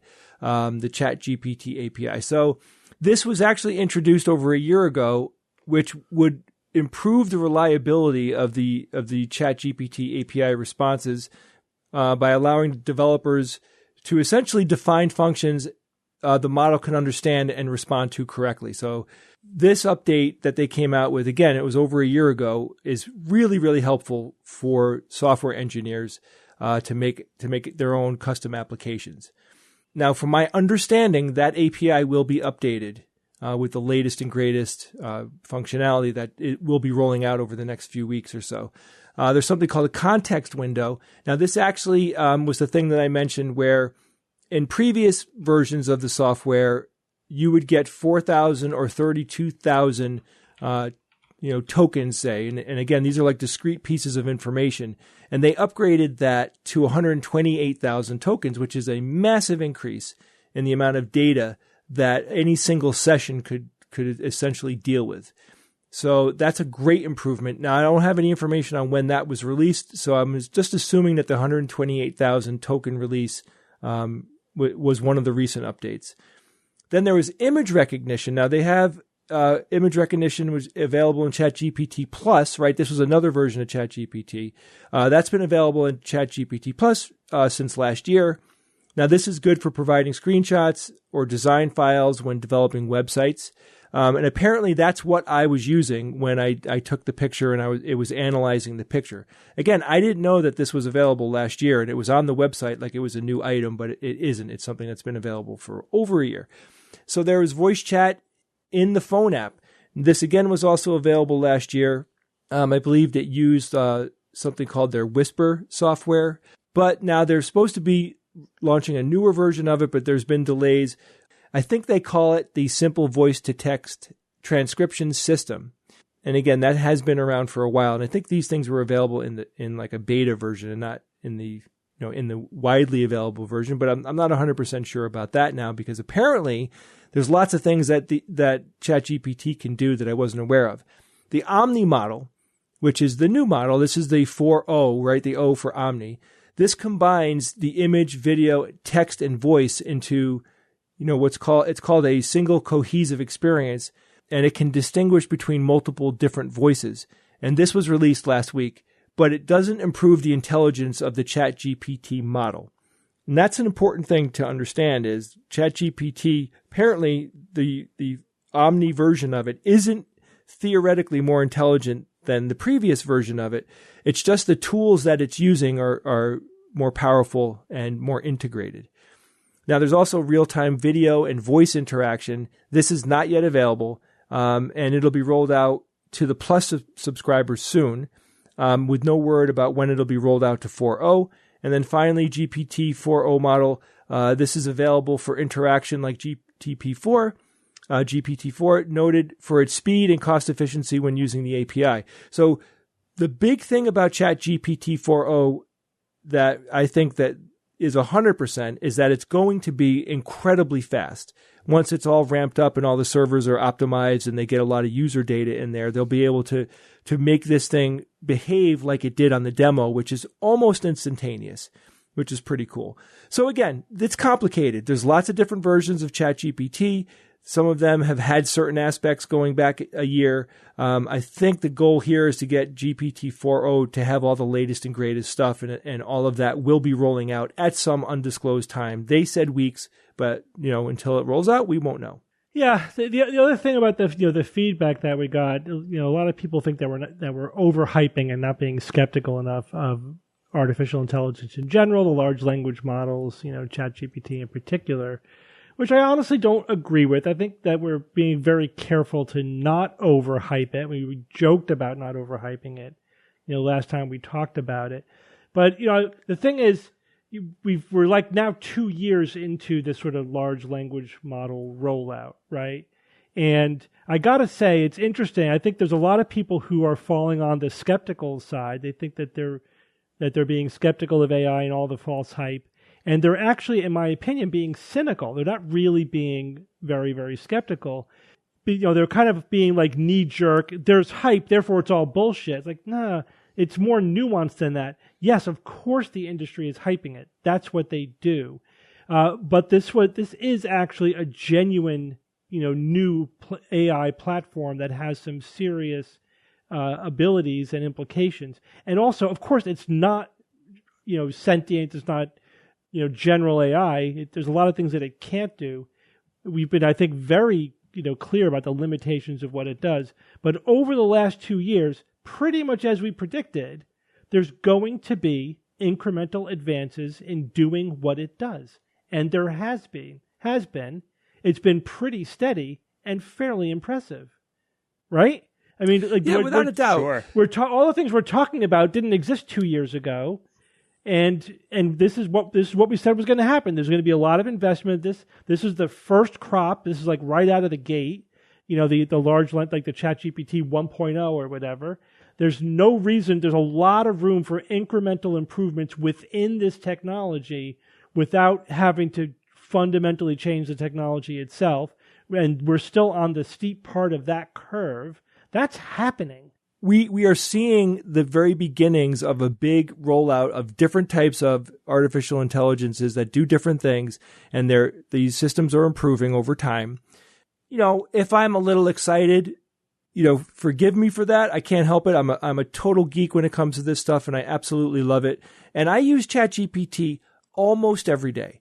But I do have an expectation here to see multiple companies who will be competing for our dollars. Like I pay OpenAI right now to use the better version of ChatGPT or to get more access to it.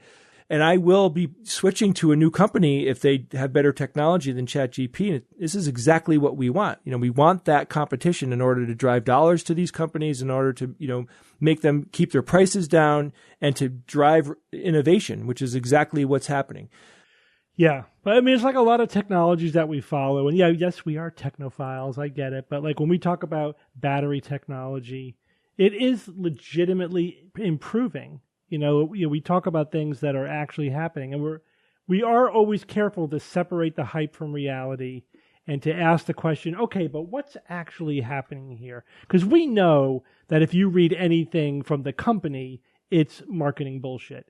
And we know that if you read the mainstream media, it's all this will be able to do A, B, and C. And rather, we want like the technology news, like what is actually happening here.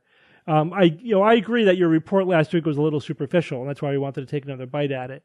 But I just think a bite at it. But I think the idea that we're overhyping the technology or we're not being skeptical of it is just not fair. It's just not what's happening. And it's also, I think, like you feel the need somehow to be cynical about large language models when they're a really useful technology. Have a little bit of nuance in your opinion. You could say it's overhyped at the marketing and the big tech end, but it's actually a powerful technology. It's transforming research. That's just objectively true. That is happening. And it is, for what it does, it's fairly powerful and getting better all the time. I agree.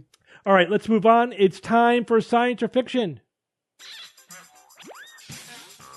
It's time for science or fiction.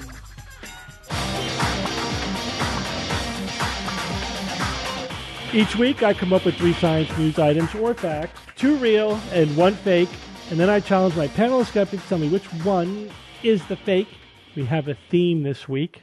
Uh-oh. Yeah, it's a fun theme. It's kind of unconventional. The Balloons. theme is armor. This is all about God. armor.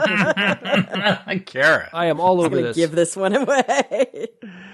All right, here we go. Item number 1. The oldest example of plate armor dates back to Europe 3,500 years ago and has been demonstrated with modern testing to have been fully functional. Item number 2, although surprisingly maneuverable, at their peak, a European full suit of armor weighed about 200 pounds, so that knights would require a hoist to assist them onto horseback. And item number 3, graphene-based body armor has been shown to have twice the stopping power as Kevlar and 10 times that of steel. Who hasn't gone first in a while? Bob. Bob, go first. Evan threw you under the bus. Well, you asked a question, and I gave the answer. Well, this is a tough one. 3,500 years ago, the first plate armor sounds a little far in the past to have that, but I don't know, man. Fully functional. I mean, hard to say. The European full suit of armor, 200 pounds. That sounds a little heavy, not a lot heavy than I would think, but using a hoist to assist them, I think that sounds totally reasonable, even if it was even a little bit lighter. Let's see, the graphene-based body armor, twice the stopping power as Kevlar. 10 times out of steel. There's so many ins and outs to this. I mean, twice the stopping power of Kevlar. Yeah, I mean, I could see that. Plate armor, 35. I'll say that the plate armor 3,500 years ago. I'll say that's fiction. That seems a little bit too far, but I wouldn't be surprised if it's true. But I'll say fiction. This was a hard one. Good job. Okay, Jay. I do think that plate armor existed 3,500 years ago. Yeah, that feels fine to me. I'm accessing my older files here, but okay. So with that one, I'm pretty damn sure that's correct. Going on to the next one, I don't think that plate armor weighed 200 pounds. That is really heavy. Again, like plate armor wasn't that thick. Definitely was not bulletproof. I mean, they were the longbow arrows could pierce it. So yeah, it wasn't that thick. So I don't believe that was 200 pounds.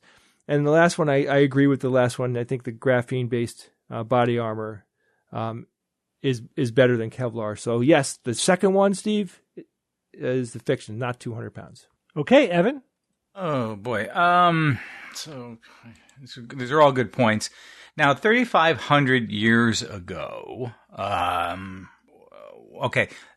plate armor. What would this be? Bronze armor? You think he's going to tell you that? No, but that's what I'm thinking. You had to try. And I think there was bronze armor, fully functional bronze armor, though. I don't know about that. Maybe not. Although, example of plate. But maybe it wasn't plate armor per se. There's something up with that one that might be a little off. The other one, the next one about the suit of armor weighing 200 pounds and that knights required to hoist and assist. Jay, I kind of think Jay's right here. Because I don't recall it weighing 200 pounds. I mean, that's a lot for people to have to, go into combat with and stuff, right?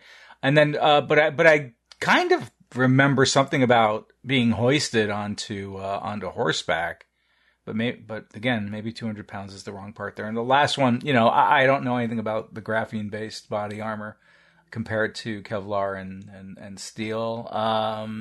Gee whiz. So I'll say, I guess I'll go with Bob. Since I threw you under the bus, I feel kind of guilty.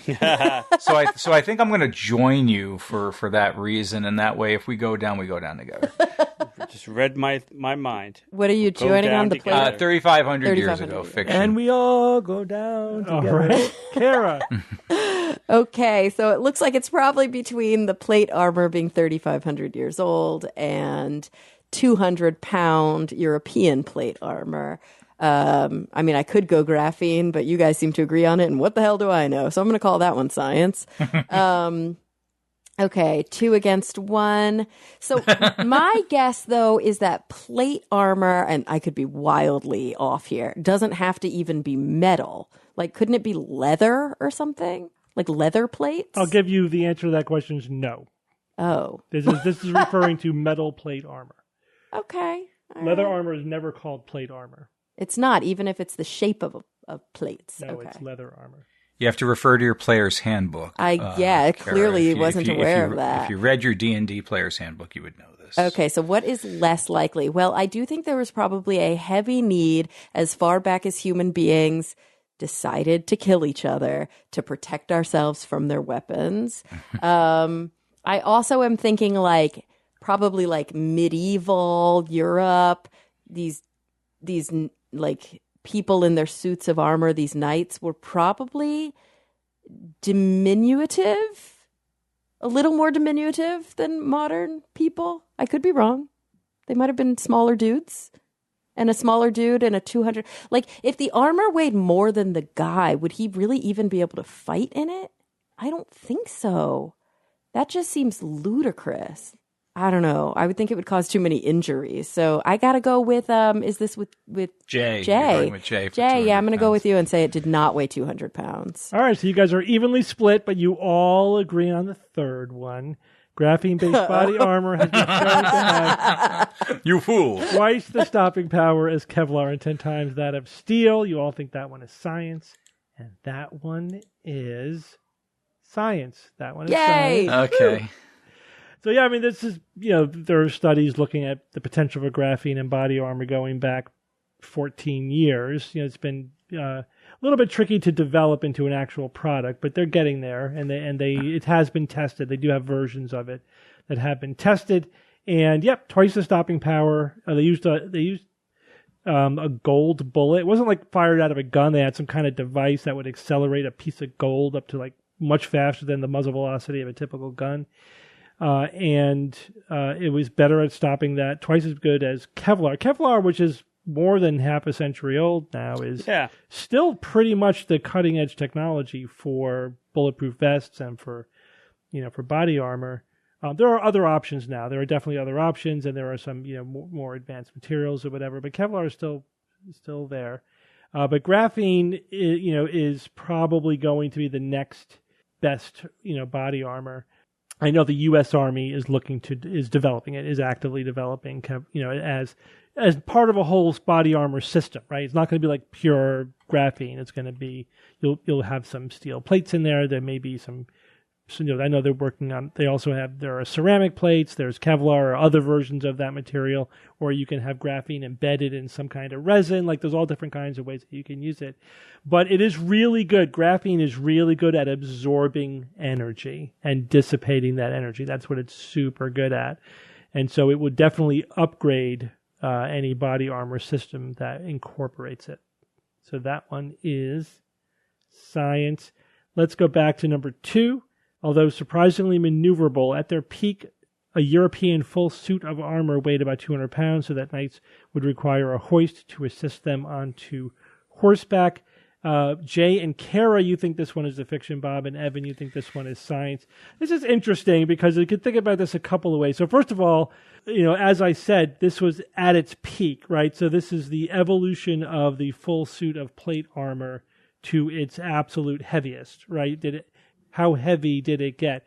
And the idea is that, this is for mounted knights, that once they get on their horse, that's where they're staying, right? They're just, at that point, they're either holding the lance or they're swinging their weapon, but they're not running around. But even a horse, well, I guess 200 pounds plus a dude on a horse. Yeah, but that's why you need a war horse. They bred war horses to be massive. But on the other hand, that's a very heavy suit and very hard to move around, you would think. Yeah. Although they're very well constructed. So if we balance all those things, what's the correct answer? That Jay and I win. This one is the fiction. This is the fiction. Yay, Jay! What up? You never leave me astray. So the idea that knights had to be hoisted or pulled or whatever onto their horse is complete fiction. Really? Yeah, that movie magic. It's a common misconception. I don't know where it came from. That must be it. That's why I use that, but it's complete fiction. Oh, it tricked me. A full suit of plate armor weighed about 100 pounds. 55 pounds. Oh, that's it. That's Wow. it. 55 pounds. That's heavy, guys. They were extremely, it is. Oh, yeah. and they were extremely maneuverable. I once saw a demonstration of a guy basically doing a cartwheel in one of these suits of armors. Yeah, so because maneuverability on the battlefield was key. Like, you would not want to be in such a heavy suit that you couldn't move around. And even if you start out on a horse, if you fall off that horse, you're basically dead. Done. If you're in like this 200-pound suit that you can't move around in. So no, they were meant to be light and maneuverable, but still protect their vital bits. And as they evolved, they actually got trimmed down further and further. Like, they realized that we really only need it for the real vital organs. Like, we don't any piece of metal that wasn't absolutely necessary to protect them, and tended to go away as things evolved. But yeah, so 55 pounds, highly maneuverable, never needed to be hoisted on a horse. They can get on the horse by themselves, or maybe with a stool or a squire giving them a little bit of a hand, but no hoist. All right, that means that the oldest example of plate armor dates back to Europe 3,500 years ago and has been demonstrated with modern testing to have been fully functional is pretty cool science. So do any of you know what this armor is called? No. Old armor. It's called Dendra armor, which is based because it was used by the Dendra army. This is in Mycenae, or Mycenae. I think it's Mycenae. And so this was discovered in 1960. They discovered this suit of bronze armor. Bronze. It was bronze. And it had several like horizontal plates in the front and back, kind of like a skirt, and then a breastplate. And the breastplate had a very high collar. It's interesting. I've never seen this design otherwise. So, like, imagine like this solid, vertical collar around the head. It's so high that the person who's wearing it is basically peeking over it, right? So it's kind of like the lower half of their helmet is right. That's kind of smart. Yeah. And then they have like a conical helmet on top of that, so like their eyes are just peeking out, between the helmet and the top part of their breastplate. So they wanted to know that there was a recent study, which is what inspired this theme. They wanted to know, was this ceremonial armor, right? Is it decorative armor, or did people actually fight in this armor? And so they made replicas of it, like as accurate as they could, and they had members of the Greek army, I believe it was. They had them fight in it like all day. Like they had them like 11 hours wearing this armor. The Marines of the Hellenic Armed Forces was the actual fighting men that they used, and they were able to maneuver and fight quite well with it. And it was it was very functional. They were able to fight all day in it without any excess strain or wear or whatever. So it was actually a functional design. They wanted to know this because if the Dendra army had this armor at that time, it would have been a significant technological advantage over any other army in that part of the world at that time. Their soldiers, if they really could move around and fight well in this armor, would have had a dramatic tactical advantage on the battlefield. So this is probably not insignificantly responsible for their success as a civilization. Yeah, I thought that was interesting. So take a look at the art. Take a look at the link with the picture of the armor. It's very funky looking.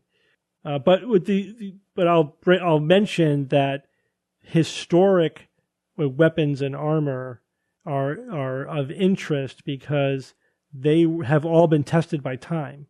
You know what I mean? It's like there's a difference between, I know, Carrie, you're fascinated by this, but there's a difference between fantasy weapons and fantasy armor and historical replica armor and weapons, because the historical replicas were evolved organically over time with use for a specific purpose, and their form follows their function, right? Whereas like fantasy weapons are based purely on aesthetics, and they're completely impractical. You know what I mean? Like, you would never actually take that weapon into combat because, it just meant to look good, not to be actually functional. But if your life depends on the speed and efficiency and effectiveness of your armor and your weapon, whatever, it's going to be, perfected over time. And again, we underestimate how deep history is. There were hundreds of years, to perfect these. Like the medieval longsword was used over hundreds of years. Yeah, and they iterated slowly. Yeah, it was iterated until it was optimized for how it was used. So good job, Jay and Kara. Thank you. Thank you. Thanks, Jay. All right. Does that mean bad job, Bob and Evan? Yes. Take it as you will. All right, Evan. You're not supposed to say that. Good job to one and not good. I know, you're not supposed to say that to kids. And some skeptic adults. I actually was literally told that, like, as one of my teaching seminars, like, you shouldn't say good job because it might make the other kids feel bad. Say good effort. Bingo. Say good effort. You mean young minds that can't handle such intricacies? Good effort, all four of you. Yeah. Thanks, Everyone Steve. wins. All right, Evan, give us a quote. It's tough to make predictions, especially about the future. Yogi Berra, of course. Yeah, I love that. Oh, Yogi Berra. So good. So quotable. Wonderful. Hey, by the way, do you know that here's a guy. All right. So if you don't, he was a baseball player. Okay. Maybe not everyone listening knows who Yogi Berra is. Baseball player for the New York Yankees. Hopefully most people in the world recognize the baseball team, New York Yankees. He played 19 seasons, right, in Major League Baseball. 18 of those years, he was named an All-Star. Wow. And he won 10 World Series championships. That's the most of those two statistics of any player throughout the history of the game. That's remarkable. Remarkable. So, that's nuts, man. That's impressive. And what's funny about the Yogi Berra-isms is that they seem silly at first, a lot of them, but then there's this hidden logic to them. You know what I mean? It's like this sideways logic to appeal, them. Yeah. And I think this is just the way his mind works. I don't think he's ever like trying to be funny or clever. This is just how his brain logicked, Yep. And, newspapers loved him, quoted him a lot, and he would come up with, that's just what would come off his tongue and funny stuff. So, man, I have a couple of favorites. One of my favorites is nobody goes there anymore. It's always too crowded. Yeah, right. In other words, giving somebody directions, and he says, when you get to the fork in the road, take it. But when you know the context, it makes sense because the fork came back together, so it didn't matter which way you went. You could go either right or left, and you would end up at the other end of the road in the same place. Baseball is 90% mental. The other half is physical. Right? Oh, my God. I always thought that record would stand until it was broken. Just, Yeah, it's good stuff. It did stand until it was broken. Okay. All right, well, thank you all for joining me this week. Sure, man. Steve. Thanks, Steve. And until next week, this is your Skeptic's Guide to the Universe. Skeptic's Guide to the Universe is produced by SGU Productions, dedicated to promoting science and critical thinking. For more information, visit us at theskepticsguide.org. Send your questions to info@theskepticsguide.org. And if you would like to support the show and all the work that we do, go to patreon.com/skepticsguide and consider becoming a patron and becoming part of the SGU community. Our listeners and supporters are what make SGU possible.